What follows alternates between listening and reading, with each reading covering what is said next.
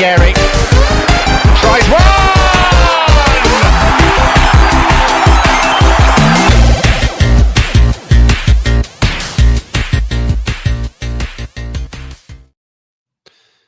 I really wanted to come up with something witty and clever to say about the Palace match, but I was really focused on trying to come up with something witty and clever to say about the PSG match. This is not that kind of Gooner, an Arsenal podcast.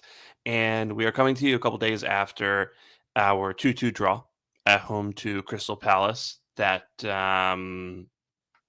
mattered and didn't matter. I don't know. It's interesting. We'll get into that. If I sound a little off of it, apologies. We're recording a little earlier than usual, but we're doing it for a damn good reason because we have a really special guest joining us today. Before we get into that, first let me introduce my co-host, Drew, who you can follow on Twitter at Geechikind and on Blue Sky at supplyandmanager.bsky.social. See, I told you I'm going to struggle a little bit today. Drew, how are you doing? It's early. There's lots of coffee, but I'm really good. So, yeah, let's get into it. That's good. And I'm Sham. Of course, you can follow me on Twitter at Shamsdale and on Blue Sky at shamsdale.bsky.social. And with us today to talk about Palace, to talk about a couple things that have come up in the news, maybe preview the PSG match as well, is someone that you all know very well, and that is the one and the only Tom Canton, who you can follow. I always mess this up, Tom. You can follow on Twitter at Tom Canton Media. Is that it? At Tom that's Canton? It. That is it. Yeah, that's the whole thing. I've had Sam Dean going into the press room all the time saying, "Hey, TC Media," all the time now. So I'm now used to saying what my handle is. So yeah, that is it. Yeah. Well, thank you so much for being here, for joining us today. Before we kind of get into it, just how you doing, and I guess how are you feeling at this point in the season? Yeah, feeling good. I'm feeling better than I thought I was gonna feel about 2 months ago. I think about our season because it felt like it was kind of petering towards inadequacy and irrelevance, really, at a time. I remember that. I remember being in Eindhoven after we just drawn 0-0 at Forest, and we barely looked like we would be a threat to anyone. And I remember doing a TalkSport kind of snap audio for them outside the ground, and I remember saying, like, I can't see who's going to score for us here, and then we went and hit them for 7, obviously, and it was an amazing moment. And now that's kind of been, I think, the turning point. That PSV away game, I think, was really the turning point of Arsenal's, European escapades. And since that, we now sit here on the precipice of a Champions League semi-final for the first time since 2009 against a PSG team that a lot of Arsenal fans would say that they're hoping that we are the favourites for this tie, which is kind of mad considering where we were not so long ago. Yeah, it is. That is a really good point where, I was thinking about this just the other day where we were walking into matches having to start, Sterling, at left wing, or sorry, Sterling at right wing and Tierney at left wing, and, maybe Trossard down the middle. Yeah, I mean, and you're right. In those days, it really just felt like we were just kind of muddling through until the end of the season, and then we'd regroup and hopefully, change some things around enough to deal with that again next season. It's really crazy the difference that a couple months can make. So let's kind of talk about the PSG, or not PSG, the Palace match real quickly. We played them at home on Wednesday, went up 1-0. Eberechi Eze scored a phenomenal worked set piece goal against us to make it 1-1. Then we took the lead again through Leandro Trossard, and then kind of an error at the back. Saliba gave the ball away to Jean-Philippe Mateta, yeah. I always want to see as Jean-Claude or Jean... I keep saying Jean-Claude. Yeah, Jean-Philippe. Yeah, Jean-Philippe. Because everyone calls him JP. That's what it is. To Jean-Philippe Mateta, who chipped in wonderfully from about 30-ish yards out to make it 2-2, and that's what the final score was. I guess just kind of my first question on this is, do you feel like this happened because the team were unfocused in some way? They had their minds over on PSG coming up on Tuesday, or do you think there might be a deeper issue here in terms of why that result occurred and why we kind of played the way that we did? Uh, it felt like a lot of games this season, to be honest. That game, there's been quite a few games that have felt like that, where we've just struggled to find our flow. And I think it's one of those games more so where you do have to give credit to the opposition. Like Crystal Palace were really good on the day. Their press was excellent. They gave Arsenal very little time on the ball. And they were clinical when those chances came for them. They could have even had a third at one point as well. So, I think there is something to be said about the opposition. We as Arsenal fans, we can fall into this trap of arrogance sometimes and think we're the only relevance in every single game that we play. We're not. And Palace were very good on the day and deserved the point that they earned. I think that from an Arsenal point of view, obviously, we started the game with Sterling on the right instead of Winery, which I would say was a bit of an error on Arteta's part. I don't know why we would give the emphasis to Sterling there over giving Winery some exposure, especially after he's just scored. Ipswich is something of a momentum, and Sterling was very much, barring a couple of okay moments in the first 5 minutes. Beyond that, he was just a passenger throughout the entirety of the rest of the game. And then when Saka came on, the game had kind of played it and run its course, and he wasn't really able to have too much of an impact other than that one chance that he had on the volley that went straight at the keeper. So I think from an Arsenal point of view, and if you look at the last 4 Champions League games that we've played, and I wrote a piece about this yesterday, Arsenal have drawn the last 4 league games they've played before each of the next Champions League fixtures. So the relevance this has on the Champions League game, and that goes for PSG, of course, as well, who just lost to Nice, last night. There is very little relevance, it seems, for these league matches and what it means for PSG. Whether it was in the players' minds, Arteta said after the game he sincerely hoped that it wasn't, and that was something that they spoke about before the game. But I don't really look at these league matches anyway with too much weight right now. Yes, there's a chance that we may fall out of second spot if this type of form goes on, and we've got still some very tricky games between now and the end of the season. But everything is on the Champions League. Everything is on an amazing opportunity to win this tournament that we've never won. So if we do that, I couldn't care less what happens really in the league, to be honest. Yeah. I feel like people outside of the club are trying to make a bigger deal out of the match than we are, because I think everyone at this point has kind of accepted that the Premier League just doesn't really matter outside of a certain extent. Obviously, we still have to wrap up Champions League qualification for next year. Maybe we'll do it the exciting way and win the Champions League, but we still, have to ensure that we finish in that top 5 this season. And outside of that, we're recording on a Saturday. Liverpool need a draw at home to Spurs tomorrow to lock up the Premier League title, which I think they'll do quite easily.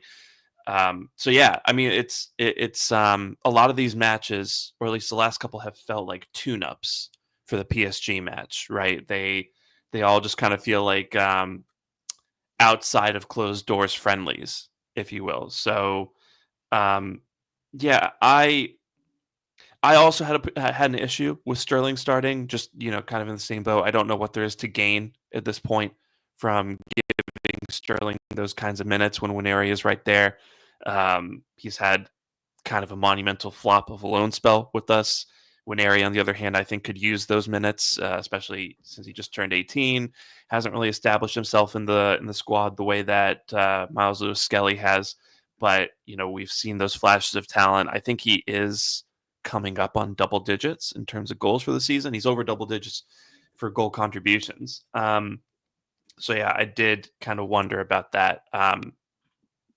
In my column that I in my Substack that I write about the game, I had Arteta as a faller because of that Winery Sterling decision. But yeah, I think the match itself was just one of those situations where there's a bit of a hangover, I guess. We had a great result against Real Madrid, and then we followed that up with 4-0 against Ipswich, which we kind of did at walking pace. And I think after that, just we came up against a Premier League team that actually put up a fight against us. And, whether it's fatigue or players kind of having their minds elsewhere or a combination, I think Palace are just more up for the battle than we were on the day. They finished with more XG than we do. They had more touches in our box. I think they also had more final third entries. Actually, I might be wrong about that. But and the XG battle, their 2 goals came off very low XG chances to begin with. So they actually missed some massive chances against us in addition to those goals that they scored. And then in the meantime, I think that's kind of some of the most um, passive play that I've seen from us in a while. So yeah, I don't know. I felt like I was watching a team that really were just, I don't want to say going through the motions. I think that's a little harsh, but just a team that felt they had bigger fish to fry on the day. But Drew, what do you make of the Palace match, and kind of um, what do you think is maybe the overriding reason as to why that result occurred? I mean, I don't make much from it just because I'm with Tom. I mean, at this point in this season, it's clear that our objective is trying to win Champions League, and I think that's totally fair. I think the other thing, the one thing I would point out is, even under the best circumstances, even without the rash of injuries we suffered this season, I think fans sometimes forget how mentally switched on the players have to be 24/7 when you play in the Premier League, specifically. So then to go from matches like, Madrid, then back to like a Palace match, then to PSG, and then again, even under the best circumstances, you just can't have off days, really. And I think just one of those things where, and Tom said it perfectly, where a lot of Arsenal fans just, so even against bigger sides than Palace, they forget that the quality in Premier League is as such that any team is capable of winning. And I think when you look at some of our results this season, it just kind of shows that we've been off of it in certain phases of the season, just because I think of a lot of reasons that we can't control and things that we can control, and we should be questioning again. Why would we start Sterling in one area? I'm not quite sure, obviously, but apart from that, it's just such a tricky. The Premier League is such a tricky league where I've stopped getting upset about certain results just because those results it's inevitability you will drop points against teams smaller than you. It just kind of is what it is.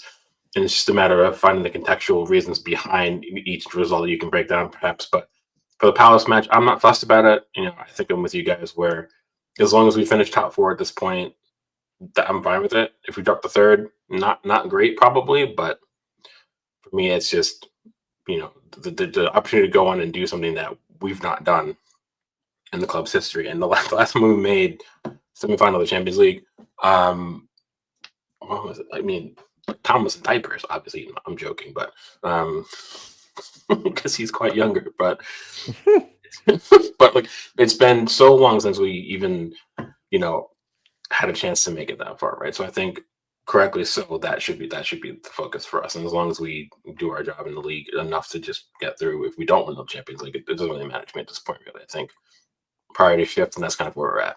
So Yeah. I think we're all in agreement there. Just kind of it is what it is at this point, and kind of another thing that I think the Premier League has really shown this season is, I don't think there are any small teams anymore outside of maybe the 3 that are going down, right? But I think you've got Forest, who are within touching distance of qualifying for the Champions League. You've got Newcastle and Villa kind of competing with Chelsea and City for those remaining Champions League spots.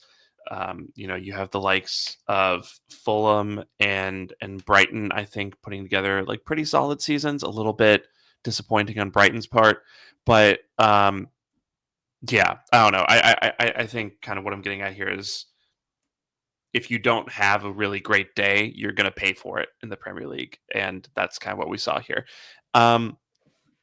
Let's move on to kind of maybe a bigger piece of news that came out just before the match, which was the news Arsenal were considering giving Thomas Partey a contract extension. What, Drew? I'll kind of go to you first here. How do you feel? I mean, I'm trying to phrase this cleverly, but like, how do you feel about the Partey extension, and whether that's worth it? If we give him, improved terms or even the same terms, or do you think maybe there are better options out there or different ways to kind of replace those qualities in the squad?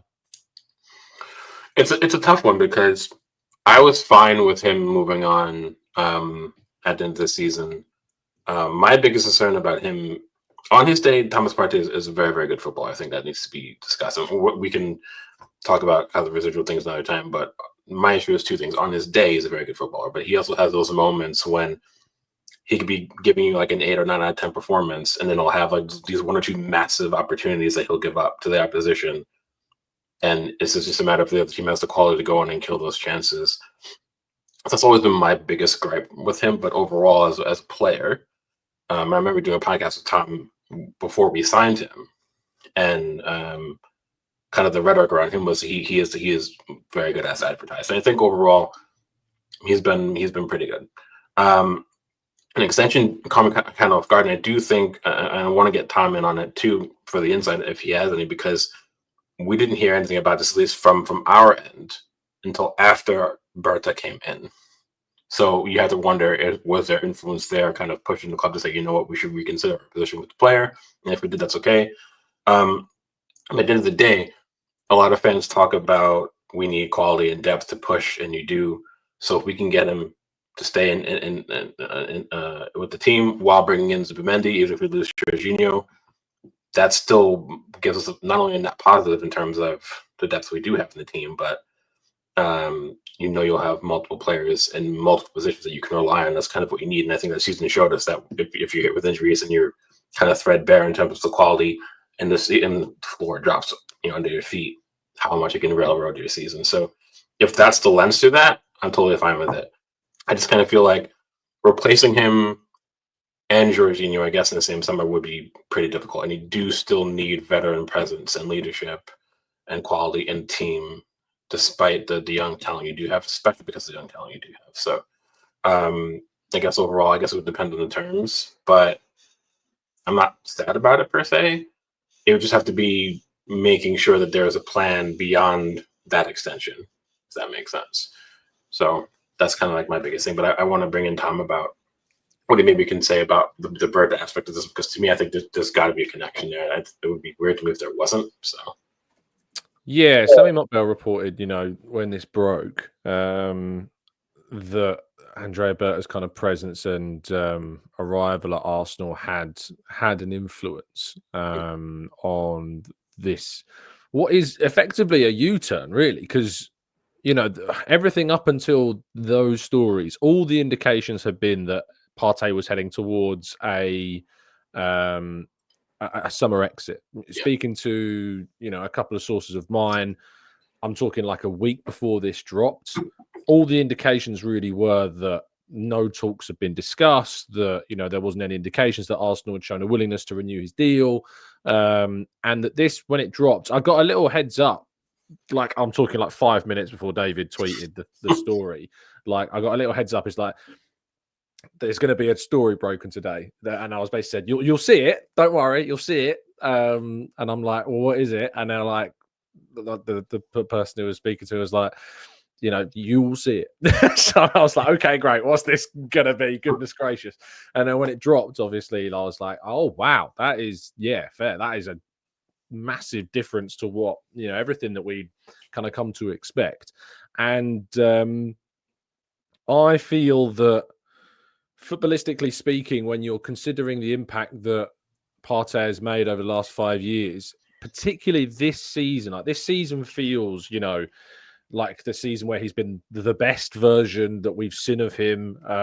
That goes both for his kind of on-pitch contributions and also his availability, which has obviously been a huge question mark about his time at the club. I was such an advocate of signing Thomas Partey, as Drew alluded to, prior to him arriving, from his time at Atletico Madrid, from the moment he stepped onto the Emirates pitch in that Europa League match between the two sides. Like all of these things combined to see him as like, finally Arsenal have replaced Gilberto Silva, who we really never replaced after he left from the club, alongside many people making the Patrick Vieira comparisons as well, and not having kind of that presence in midfield in the same way since either of those two invincibles left the club. And now we have Declan Rice, of course, in the team as well, who is much more, in my mind, kind of a Vieira type addition than Partey was. Partey, for me, being the 6, like Gilberto, Vieira much more that kind of physical box-to-box presence that Rice has now turned out to be in the wake of the last kind of 18 months or so. So I think that renewing him while also bringing in Martin Zubimendi gives Arsenal a very strong group of defensive-minded midfielders with both those two and Rice, of course, who could also play at 6, as we will expect to see him play that role against PSG on Tuesday night. You've also got Mikel Merino, of course, who, while we still think of at the moment as a centre forward, he is more of a number 8 that can also operate very well in both boxes and has attributes in both, as we saw in the Ipswich game where he was very, very good indeed. So I think that it's a surprise. It's not necessarily the decision that I would have taken. But if Arsenal intend to spend money on, the forward line in particular, and perhaps that defensive line as well, where there could be some, considerable number of exits this summer in terms of Tierney and Zinchenko and Kivior could all go, which means you need to replace that depth. It might be that they save a significant amount of money by renewing Partey for a 1+1 deal. It means they don't have to go and spend 30-40 million pounds on another midfielder on top of already bringing in Zubimendi for 50-odd million quid up front. So that, I think, is kind of the summary of where we're at with Partey. But it should be also pointed out, this is not a done deal. This isn't done. This isn't agreed. It's not going to happen 100% yet. It's purely a change in stance of what Arsenal were at and where they are now at with this situation. Tom, I've heard that Andrea Berta is a bit of a chatty Cathy and likes to leak things here and there to the press, purposely, of course. Do you think there's a chance that this is just something that we have kind of briefed guys like, maybe not Fabrizio Romano necessarily, but guys like David Ornstein about, kind of with a view towards maybe pointing everyone's attention elsewhere while we try to do something else? Or do you think this is actually like what's happening? I'm not really minded about the whole smoke screen thing. Mhm. I never really buy into smoke screen suggestions. They're not. Ever since I've kind of come into this world in the last few years, it's opened my eyes a lot to terminology we talked about when I was just a fan covering talking about the club. Now being kind of more connected and seeing how the cake is baked, if you like. Smokescreen stories, they don't really exist. You definitely get stories that are just rubbish. There's times where I've seen a story come up in X paper by X person, and I've gone to a contact who I know will know the edge of that story, and they've gone, that's absolute cack. There's nothing in that story at all. I remember there was a story, was it who was the Getafe Spaniard? Borja, what's his name? Plays for Getafe. Borja Mayoral, the Spanish guy. I think we were linked to him at the end of last season. I remember that coming up, and I was saying to a contact friend of mine, I was like, "Have you seen this story?" And he was like, "Yeah, nothing." It's just nothing in that at all. So it's really interesting when you see kind of suggestions by fans saying, "Oh, this is a smokescreen. This is a story coming out that could be done for one thing or another." Every time, and I can't speak on behalf of somebody like David Ornstein because he will tell you, but I just not from the very little kind of interactions that I've had with David or people that work with David, he is the most meticulous journalist when it comes to what he reports. He will not report something unless he has triple, quadruple source something. It will be the most. I'm trying to think of the words which accurately describe this, but just to try and portray what this is. But when a story is put out by David, it is watertight. If he jumps on a podcast, to talk about stuff, he will not, or onto broadcasting, he will not say something unless he knows what he's talking about is solid. So I don't think there's any subtext to this. I think this is where we're at with it. Okay. Yeah, no, I think that makes sense. And it's funny they bring up the Borja Mayoral story. I remember that coming out and immediately just being like, that's not a thing. That's not happening. It happens a lot. the reality of like Arsenal transfer stories is like the percentages of what's real is so small from what we hear about, because transfers drive stories, and there's a pressure on outlets to put stories out to keep them alive as outlets. I'm never in favor of putting out certainly information that's not accurate just because you might need to generate attention for a story or for a site or whatever. But sadly, it happens. It does happen, because I know stories out there that aren't accurate. Sometimes people get information that genuinely just turns out to be wrong, and that's a different thing. They might get an agent might be really pushing a player because they might have a contract renewal coming up, or a club might be interested, and they think if we put the story or leak the story that this team are interested, more clubs might be made alert that player is then available and then come into, but it doesn't necessarily mean that, that the story is accurate or that those clubs are necessarily interested, or so on and so forth. But it's a mad game, transfers, and we only are aware of kind of the tip of the iceberg of what's actually going on under the surface. Yeah. No, there's so many things happening in the background for all of these transfer stories. And yeah, I think it's just kind of, I mean, obviously you're in that world, but I think it's just kind of the reality of of a lot of journalism these days, where you just kind of have to bring people in and get the clicks and get the ad revenue and stuff like that.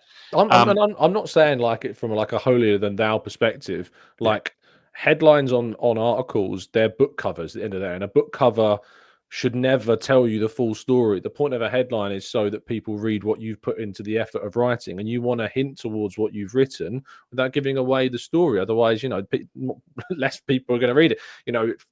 It will never be a case where the amount of transfer information that you might get as a journalist will ever pay for your salary. Like, it's not going to happen. You need to have opinion pieces. You need to write things that, want to inspire other people to think about a point of view on a topic. So it's a mad world, and it's a thankless task, is reporting on transfers and stuff like that. And it's not particularly something I'd like. It's a necessary evil, if you like, of the industry. But I think that, it's headlines get a lot of rap, sometimes rightfully. There are times where I read a headline, I'm like, wow.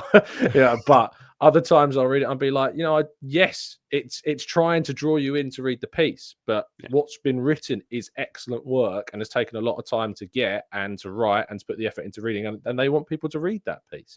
As long as it's not a lie, in the headline, and it's just kind of like giving you part of the story, then I think that's fair game. Yeah. No, I think that's completely fair. And I think a lot of the nuance around how we talk about, like these pieces and like this kind of journalism is, of course, lost in the social media age. But yeah, I mean, it's at the end of the day, like, I think a lot of it's just people doing what they have to do. With regard to Party, I'm not thrilled about the news, just because I get it. He's had a really good season, right? Probably for parts of it been our best midfielder, although I think Declan Rice has probably overtaken him at this point for that particular title. This all just screams contract year at me. And I know a lot of people don't think that's a thing in football, but we're talking about a guy who, for most of his time at Arsenal, has been largely unavailable. And there have I especially the first like 2 or 3 seasons. I think last season even we missed him for over half the campaign. And he's in his 30s now. I worry he's going to hit the age cliff, and the injury issues are going to have an uptick, if that's possible. Also, we are bringing in Zubamendi. We do have Rice, who can play the 6. We do have Marino, who can play the 6. Miles Lewis-Skelly might emerge as an option there as well.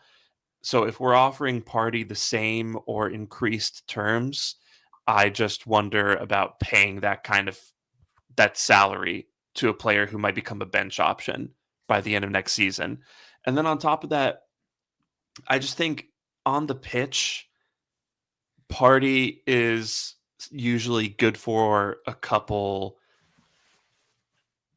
boneheaded moments, not to be too unkind, but I think back to the PSG match, or sorry, the PSG match, the second leg against Real Madrid, where Party unnecessarily got into it with Antonio Rudiger, got that yellow card to miss this upcoming leg against PSG.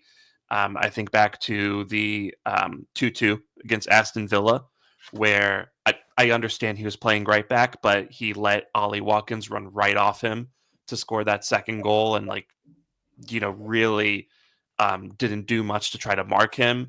There's a Chelsea match where he didn't step out and try to stop the Pedro Neto goal. There's been several giveaways in midfield over the course of the season, and to be kind to him, that is kind of part of the territory of the role he plays, where if you are going to be kind of that guy trying to pull the strings from six, you are going to have some giveaways here and there. I just feel like it happens like a little too much for my liking. So, if we do want to keep him, footballistically, it's not a catastrophe per se. I just kind of wonder about, whether it's the most efficient thing we can do. But yeah, I don't know. We'll see what happens there. Obviously, like you said, it's not a done deal yet. A lot to happen on that front, but yeah, I don't know. I just feel like if we have Zubamendi coming in, I have a feeling that he's probably going to overtake Party as that starting six pretty quickly. Before you have to take off, because I know you got a little bit of limited time here, Tom. Just kind of, what have you made of Andrea Berta since he's come in? I think he's been in the job a little over a month now.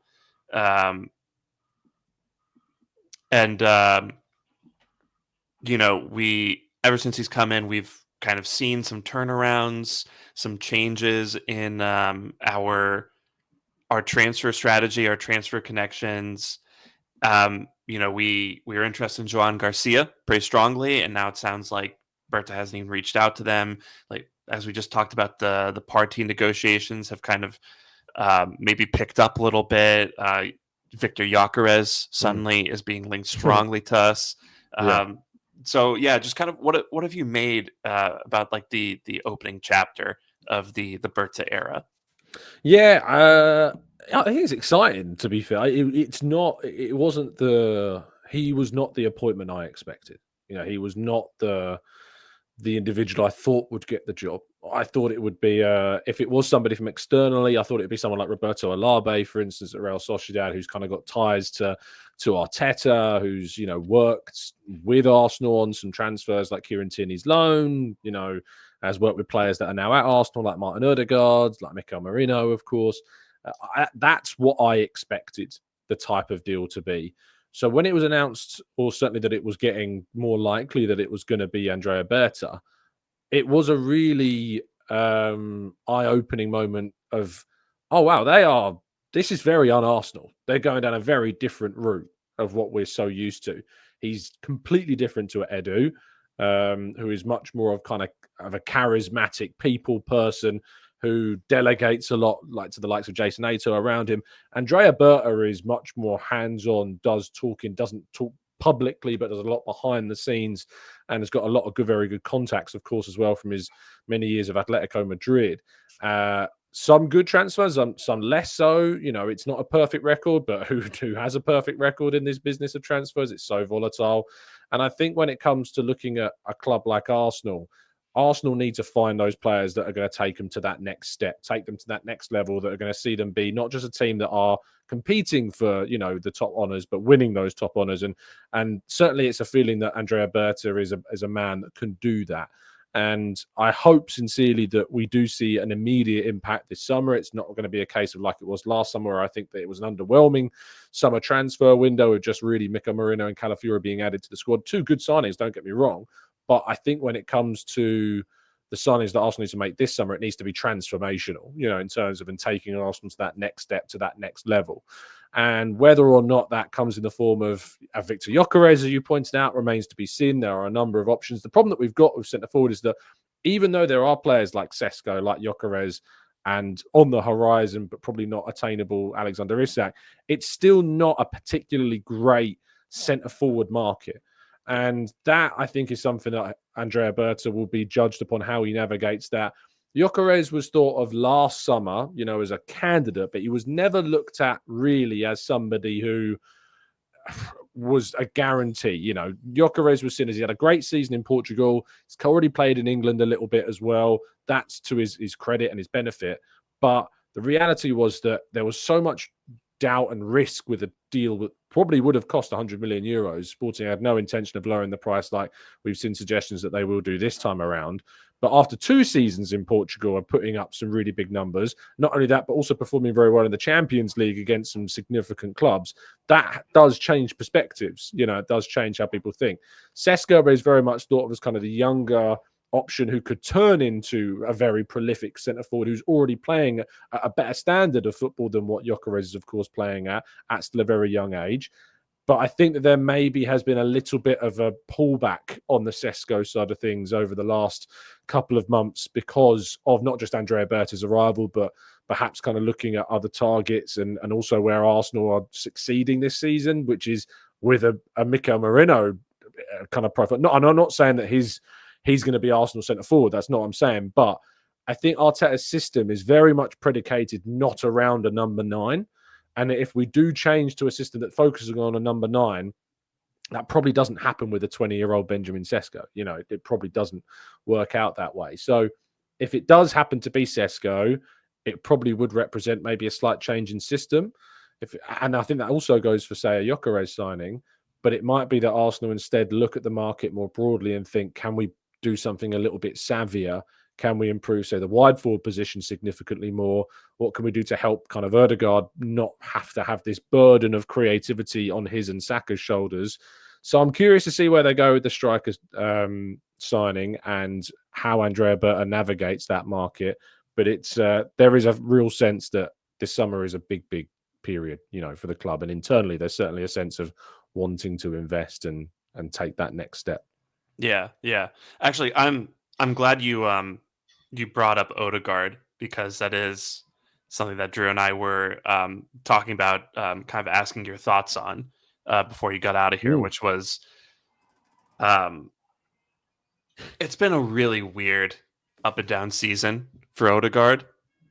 And, he hasn't had that great of an output in front of goal in terms of goals and assists. There's been, it feels like basically the entire season, or at least since he's come back from that ankle injury he suffered on international duty with Norway, it feels like we haven't really had a vintage Martin Odegaard performance in quite some time. Do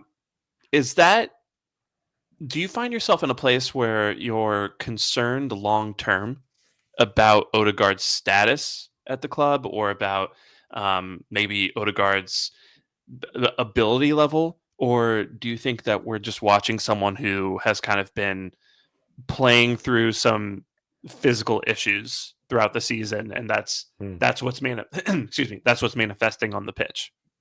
Yeah, I think it's much more the latter than the former. I've watched Odegaard every single season he's been at the club, and I've seen him become a world-class player. The last 2 seasons, he picked up the Player of the Season award from Arsenal supporters. It's amazing how short fans' memories, I think, can become, surrounding an individual player. Odegaard is like having Arteta's philosophy on the field at all times. He absolutely understands what Arteta wants his team to do.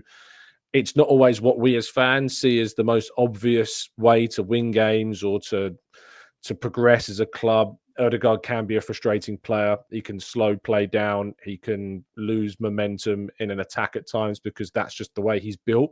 He's built to assess. He's built to look at the best options available. He's looked to play in just the Mikel Arteta way. That's how he's been built at Arsenal, really. And that's not always with surging runs and driving and quick transitions and counters. But the ironic thing is that we actually saw it, particularly in the Real Madrid game. He was really good at getting those transitions out for Arsenal and to turn over possession and to, bypass the middle part of the field where Real Madrid were over kind of committing players. And he was really key in that game. He was also pretty decent in the Ipswich match. And I really didn't quite get the criticism he got after the Palace game. I think it was an overall poor team performance against Palace. But Odegaard was not, for me, someone I point out and go, oh, he was awful, because not only did he create, obviously, the first goal, There's a fantastic passing behind for Martinelli that Martinelli should have done lots better with. There was a couple of moments where he transitioned, just not even having to take a touch, but kind of dummying the ball and turning away from players to start transition and counterattacks. And I think people just kind of, there is this weird agenda, I guess, around, I don't really like that word, but there is a weird agenda, I think, around Odegaard at the moment. And there's this sense that, Arsenal need to go and get better. They need to go and find a better player than him. Well, good luck. Because the idea that Arsenal can not only sign a wide forward, a centre forward, a Zubimendi, a defender potentially, most probably, and add a player better than Martin Odegaard. Like I know me and Drew were in a discussion with, I found yesterday about Florian Wirtz. And, you're not going to sign a £100 million player to be competition. If you're signing a player, I think Arsenal already have their Odegaard competition in Ethan Nwaneri, personally. I think he's the guy that can be, that competitive option, and he's a ready-made option, not only for Odegaard, but for Saka as well. So, I really tire at the negative energy around Odegaard. He needs a rest. He needs a pre-season. He might need a surgery, who knows, to kind of get over this ankle problem. But we do need to find something more tangible to have as a player that can rotate in for him. That is something that we do lack. And even though Nwaneri's there, I think that there needs to be more usage of Nwaneri there if that's the plan in the long term. Yeah. I excuse me again. I think the funny thing with Odegaard is like you said, that Palace match actually wasn't bad per se, right? It didn't steal the spotlight or anything like that, but like you said, he had the assist for Kivior's goal. He had that pass in behind for Martinelli. I remember in particular one moment where he received the ball in midfield on transition and spun past a couple Palace players before kind of laying it off to Martinelli, who eventually crossed for Saka to volley right at the keeper, right? That probably should have ended as a goal, but it was a really great move now started by Odegaard. I think, there is a weird group of fans who do this Saka versus Odegaard thing online, which I've never understood. I think they're both really effective players that, not to quote Rio Ferdinand, but just enjoy them. Just enjoy them both.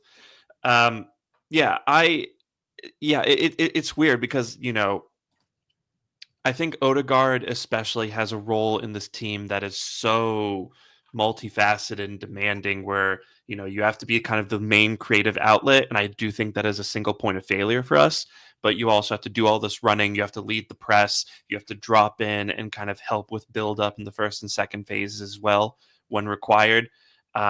It's a big burden to ask someone to take on. So, if he is kind of struggling because of that ankle injury, I'm not surprised. And regardless of what happens over the summer, I think we've done pretty well at addressing kind of issues like that and taking the right decisions for our players' fitness in the long run. So I'm still optimistic about Odegaard moving forward.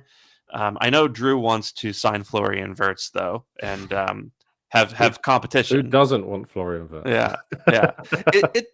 I would take I was telling Drew I would take Xavi Simmons or something, because that at least is a more reasonable number that you'd have to fork out for him.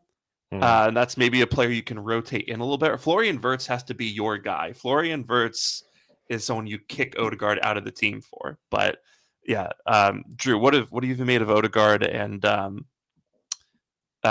would you sign Florian Wirtz as competition for Odegaard? I hate you both. I just want to throw that out there. I just kind of feel like, again, I'm with Tom, where I think one of the things that has habitually frustrated me about Arsenal fans for years, and Tom can go back to when he and I first started podcasting together, what was it, 8 or 9 years ago or whatever it was at this point, when the fickle nature of supporters really frustrates me, the short memory spans, just, heavily reactionary. I think Eduardo Hagen's one of those prime examples where 1 minute it's elation and the next minute it's bedlam and he wants to burn the world to the ground. And I think contextually you have to look at it with Odegaard. I think he's given the circumstances, he's giving us the best performance he can be after coming off injury. I think it's clear he's still carrying a niggling issue with that ankle through this entire season since he's come back. Sure, he's not been at his absolute best, but I think people kind of make a meal out of his performances in general. And I still think, the data shows that he's still creating at a level that has been more than enough for his own personal return in terms of maybe assists or whatever would be higher if we were more efficient in an attacking sense this season.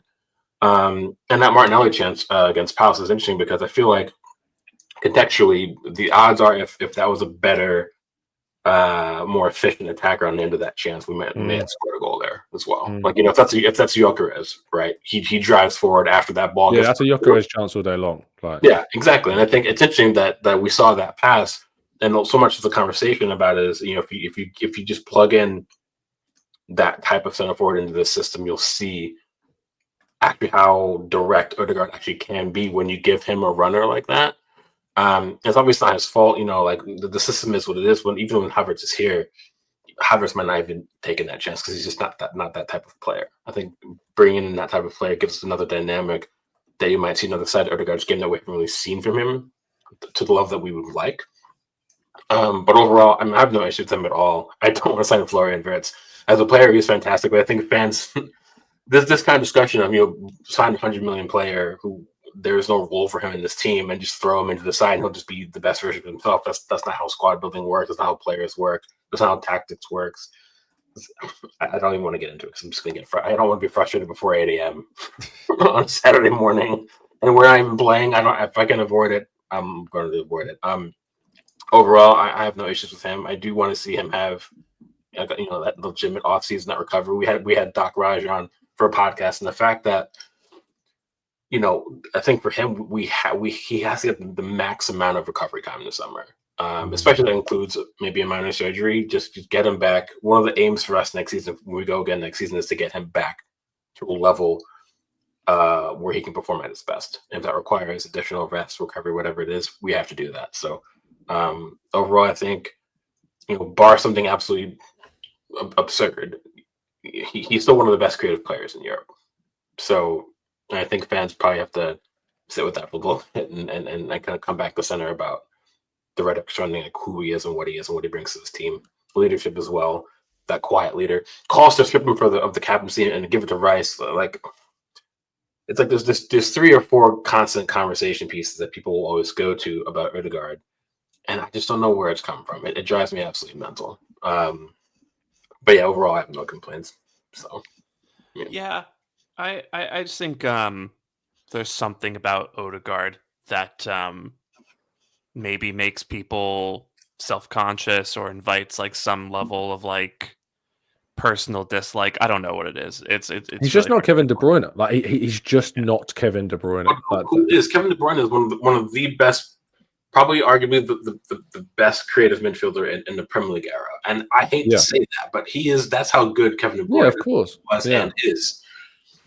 I mean, he's up there with some of the best players we've seen in this era. So Odegaard's not been good enough this season. Like that's just factual. Like he's not been good enough for a title-winning team. Like the last 2 seasons, he was good enough for a title-winning team, and sadly just missed out on the title in both of those seasons. He may be the man that lifts the Champions League this season, despite the fact that he's not had a particularly great campaign by his standards. But there's been so many external factors that have contributed to that. As a creative player, he has not had a natural centre forward ahead of him for half the campaign. He's not had his main collaborator for 4 months of the season. The right side pod of Saka, White, and Odegaard, I couldn't tell you how many minutes they've played together this season. I think that game against Ipswich when they started was the first game since November. Art pointed out to Arteta in his press conference, to which he was like, it's incredible it's incredible that's the first time in, nearly 5 months, if not more, that they've started together. So there's been so many factors around Odegaard's form. But let's be honest, he's a player. If we're being very honest with ourselves, the people that are being super critical of Odegaard have been that way since he came. Like it's not a sudden change. It's just those voices have more volume to them because he's having a worse season than usual, and there's been other more nuanced and grounded voices that have also pointed that out. So it makes it seem worse than it is. But he is still our captain. The captaincy should not be taken off him like some mad people think it should. That has far more detrimental impacts on us as a team than positive ones. So, I think it's one he will recover from next season after a good rest, hopefully. Yeah. Before we get out of here, why don't we talk about the PSG game really quickly? And just kind of looking ahead 3 days from now, the time of recording, PSG have just lost to Nice, which is their first loss of the season. So the invincible season is over for them, but they'll still walk to a PSG title. Kind of keeping that in mind as much as it matters, really.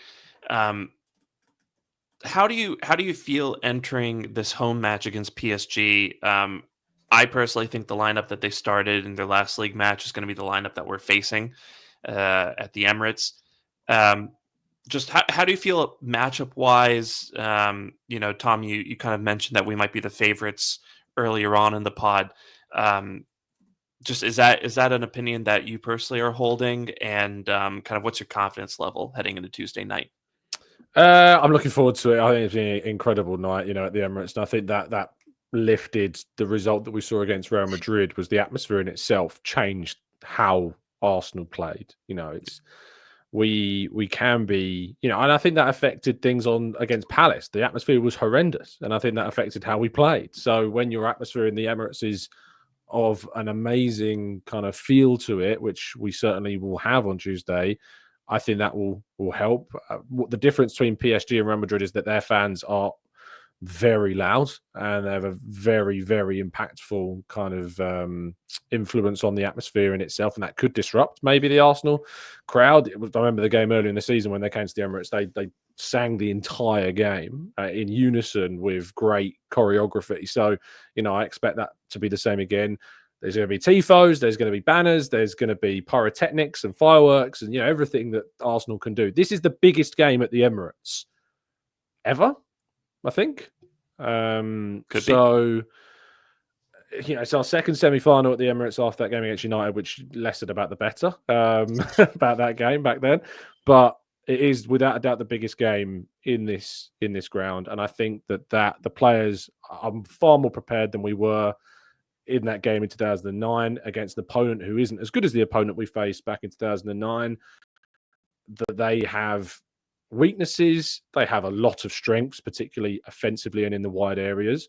They are a better team than Real Madrid this season, in my opinion, and will be a stronger test for us. And we are lacking our natural CDM in Partey, who is suspended, so there'll be a change of formation. I imagine it'll be the team that we saw, pretty much barring a couple of changes to the team that played against Ipswich the other weekend. So yeah, I'm excited for it. I think we've got a great chance. I think that we should win the home leg, certainly. And if we get, I actually spoke to a few people about this, and I said that it's funny how we always used to put so much weight on playing the second leg at home. Because I think actually if you can kill the tie at home in the first leg in a way that we did against Real Madrid, that's more valuable than having the chance to come back. It's harder to come back than it is to defend a significant lead. So I really hope that we can have a similar type of performance that we saw against Real Madrid. I hope that we can have moments like we did with, free kicks or set pieces. And PSG are, by the way, not great against set pieces. I think the stat that was put out by GFFN was they've conceded 38% of their goals have been from set pieces this season. So without Partey, that makes it slightly harder because he can be a presence in the box. But we've got to really try and take advantage of that in Tuesday's game. It is the greatest irony of these later stages of the Champions League that we are playing teams like Real Madrid and PSG who are rather diminutive and struggle against set pieces, and we're doing it without our greatest set piece weapon in Gabriel. Yeah, I'm pretty much in the same boat. I am a little sad that the tifos won't be money heist themed. I thought that was going to be a little fun to. I'm just kidding, by the way. I thought those designs were interesting, but anyway, I'm looking forward to this match. I think the matchup is there for us. PSG, especially their midfield, are a very, very technical side, but I think we have the midfield that can deal with that and also overpower them physically. I think Timber and Miles Skelly should handle Kvaratskhelia, and I'm gonna guess it'll be Barcola or no, it'll be Doué on the right. I think those two are gonna handle Kvaratskhelia and Doué. Marino and Rice, I think, are gonna find not easy, but I think they're gonna have good moments of kind of just using their robustness against that PSG defense. And as good as Hakimi and Nuno Mendes are getting forward, I think Martinelli and Saka are going to give them fits heading back towards their own goal. So yeah, I'm excited, and I do think we can hopefully have a multi-goal lead going back to Paris, and we'll see what happens. But Drew, final word on this before we put a bow on it.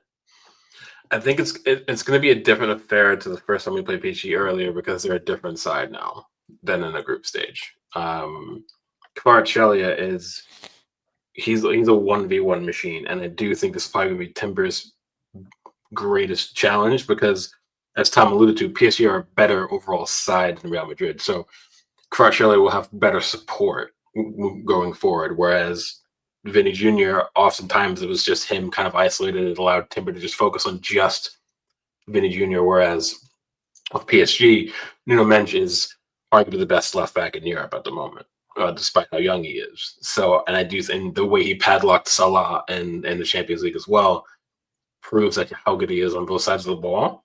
I mean, I would assume Dembele would be starting, which also for me, that gives an interesting kind of dynamic with Luis Skelly, because as good as Luis Skelly has been, he's also prone to fouls. He's prone to getting booked. And if you allow Dembele the chance to run at a player who's been booked, that's going to be a other dynamic we have to kind of be concerned with. Overall, I do think I would rather play sides that play more open. And this is why I said I preferred Real Madrid over Atletico de Madrid, because against Atleti, I don't know if we come through that time because of how good they can be in those deeper blocks. Make the side is more open who wants to attack. I think we can handle that defensively as a unit better because our defensive system is one of the best in Europe as well. So I think we'll be much closer than Real Madrid. I do think we'll probably just about edge it at home. Going to Paris is harder than people think. It's so open. And no matter what happens, no one expected us to make the semifinals of the Champions League, especially when you add the context of the season beyond that. It's a great run. I mean, I'd love to make the final, but if we don't, I mean, PSG have been so good this season, despite the Nice result. You know, they've walked Ligue 1 with ease. They got better as the season came on. Kvaratskhelia has added more to them as well. So it'll just the spectacle, the excitement, like kind of that positive anxiety surrounding it, like, and we just have to go from there. And I think the players will be up for it as well. I think if you can go, and despite their issues, if you can go and you can dominate Real Madrid across two legs, then you have no reason to not be confident against any other side you'll come up with. There is, Drew, I think, a mental thing with this as well. You know, like for PSG, there's been a mental block with the Champions League for a long time because there's so much pressure on the Champions League for PSG every single season because they have walked Liga, but they always, other than when they have an off season, you know, with Monaco or Lille or whatever, they usually walk. And if they do have an off season, it's because usually they've put all of their resources into the Champions League, and it's backfired. So I think that for them is a big one. I don't know if you saw the tifos in the stadium ahead of the game against Nice, but there was it was like eliminate the Arsenal, take us to the final was one of their tifos. I respect the fact they called us the Arsenal, by the way, even they get it. But, you know, when it comes to this, I think even though we've never won this competition, I think Arsenal fans in general would probably disagree with me, but I actually feel strangely this is a bigger game for PSG still than it is for Arsenal, because the expectation that Arsenal would win the Champions League, even this season or last season before, has not been anywhere near the level of expectation that there's been surrounding PSG for a decade in the Champions League. So the fact they lost to Nice, yes, we've just talked about how that doesn't really have an impact on European performance, but losing that invincibility tag right before you play Arsenal, I think, plays a mental game as well. Sorry, Drew. No. Those are great points. It's okay that you came in. I love that insight, and I agree with it as well. I remember Chris used to talk about that all the time as well, from a French football perspective, about PSG's sole aim about new ownership was they want to become champions of Europe and become the biggest club in Europe, and they have not yet done that. So yeah, I agree with him. I think this is huge for us, but this is absolutely monumental for them, because should they fall away again now and not reach the final at bare minimum, it's another roadblock in a project that most PSG fans would say has fallen well short of what the expectations were, as Tom just alluded to.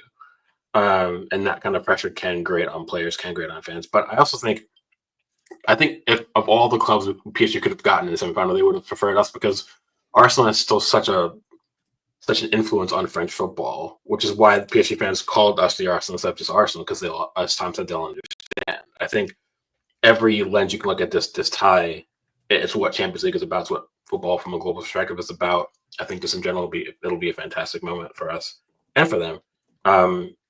Again, I think we'll just about win the first leg. Second leg, I have no idea. But I do think as a spectacle, it'll be better than Real Madrid, which is interesting to say, because I don't think any of us could have had that opinion, maybe a month ago or whatever. But I do think it will be a good one. So we'll see. Yeah. Looking forward to it. It's going to be a great match. Very optimistic, but we'll see what happens. And I think that'll do it. Tom, thank you so much for joining us. We really appreciate you taking the time, and hope to have you back on soon at some point in the future. Yeah, for sure. Yeah. I'd taken a bit of a kind of a hiatus from from other shows, but when Drew calls, you pick up the phone. So I found this to be true. I pulled the family card, because Tom's like my little brother. Yeah, so. He did. He completely guilt tripped me into this. There was friendships on the line, I feel. He delivered. So I know it's great to actually get to talk to you again. He's been so busy. I'm busy with work as well, so it's great to have a little chat while we can catch each other. Plus, the fee was great. I really appreciate you adding like a fee to this. I need them. Yeah, for sure. It'll be a pasta dinner. That's the theme. That's totally fine. But yeah, thanks so much, buddy. Of course, man. Pleasure. Yeah. Well, Drew, we'll have to talk about that fee.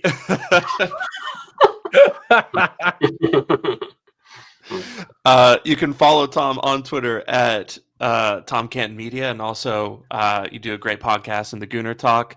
You can also catch Tom writing for Football London. Do some really great pieces. I'm Sham. You can follow me on Twitter at Shamsale. That's Drew. You can follow him on Twitter at GeeChyKid, and on Blue Sky at supplyandandandrew.bsky.social. You can follow the pod at Not That Gooner on Twitter and on Blue Sky. You can follow us at Not That Kind of Gooner on Instagram. We got a YouTube channel, same name, Not That Kind of Gooner. If you're listening on Spotify or Apple Podcasts, please do leave us a 5-star review. Really does help.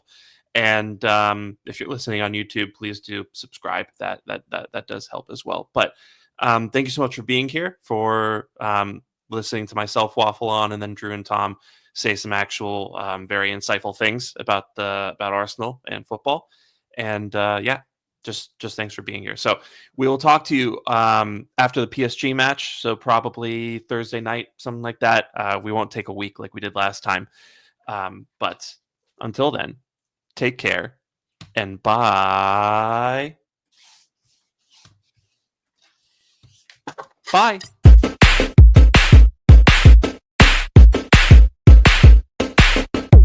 Secret Gooner. All right, I'm a Gooner. Oh, I love you!